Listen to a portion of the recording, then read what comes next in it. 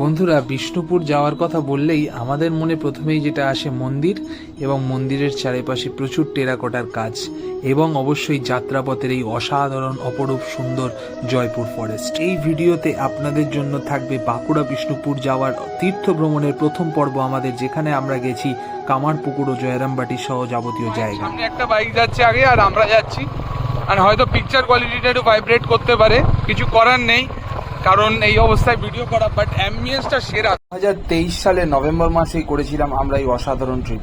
চলো দেখে নেওয়া যাক।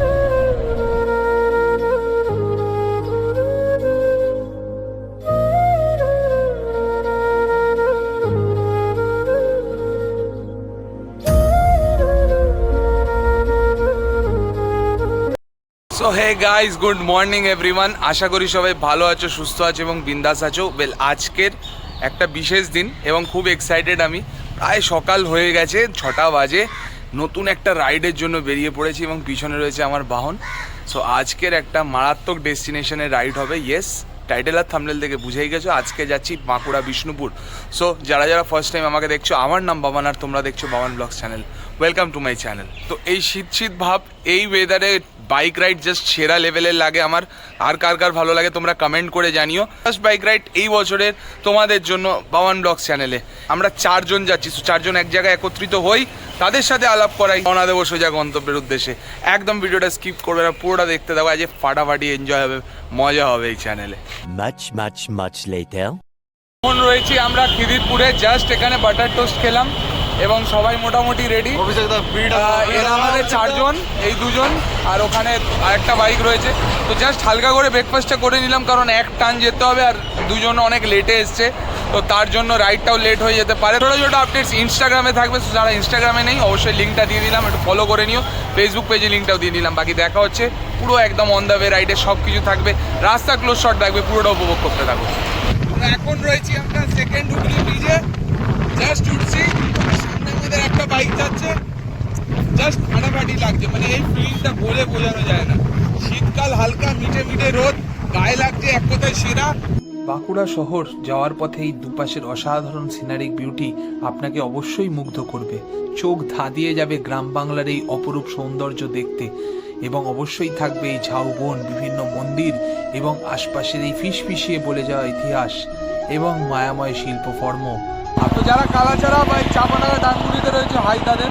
তো এখন যাচ্ছি আমরা ডানকুনি রোড ধরে চাপাডাঙ্গা আরামবাগ হুগলি হয়ে ঢুকবো বিষ্ণুপুর। ঠান্ডা ঠান্ডা ওয়েদারে যদি হালকা রোদ পড়ে গায়ে, আলাদাই অনুভূতি হয়। তো বাকি আরেকজন আমার যে রাইড করছে A few inches later. So চলে এসেছি মেন গেটের ভেতর। এবার কামারপুকুরের রামকৃষ্ণ মঠের ভেতর যাচ্ছি আমরা। এটা হচ্ছে এখান থেকে বুক স্টল নেই, কৃষ্ণ মঠ থেকে বেরিয়েই যে আদি রামকৃষ্ণ মিষ্টান্ন ভান্ডার, এখানে এসেছি জল খাবার খেতে। সাদা বোঁদে স্পেশালিটি খাওয়াবে তো ভাই?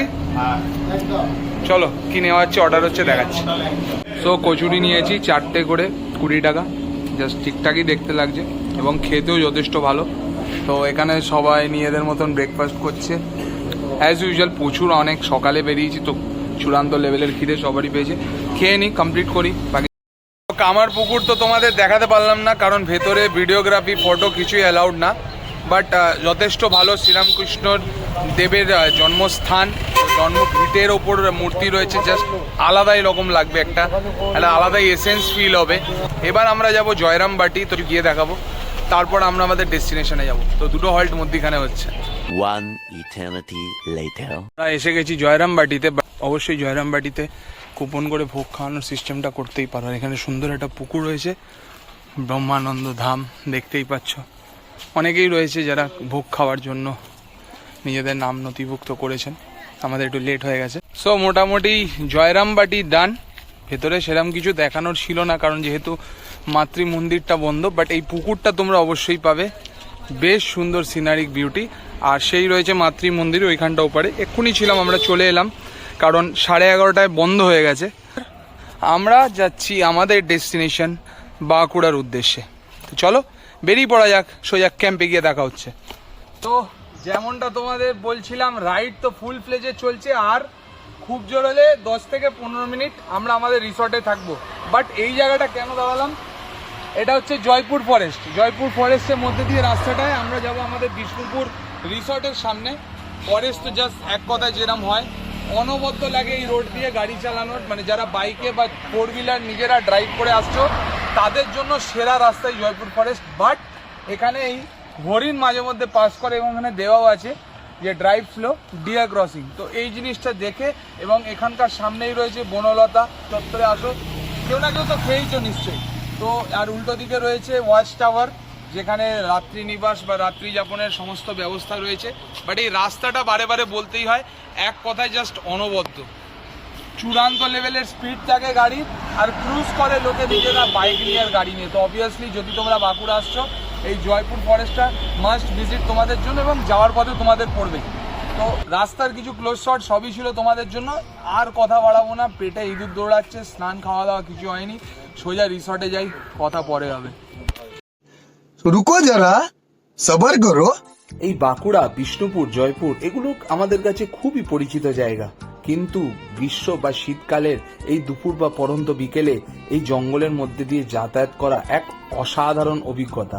যারা গেছো তারা তো জানোই, নতুন করে কিছু বলার নেই, কিন্তু যারা যাওনি, এই দুপাশে সিনারিক বিউটি এবং মসৃণ রাস্তায় গাড়ি চালানো সেরা লেভেলের অভিজ্ঞতা। আমরা চলে এসেছি প্রায় রিসর্টের কাছাকাছি, এবং আমাদের রিসর্ট যাওয়ার রাস্তাটা দেখো একবার, পুরো ঘন জঙ্গলের মধ্যে দিয়ে আমরা যাচ্ছি রিসর্টে। একটাও লোক নেই, লিটারালি একটাও লোক নেই, পুরো জনমানব শূন্য। আমাদের দুটো বাইক, সামনে একটা বাইক যাচ্ছে আগে, আর আমরা যাচ্ছি।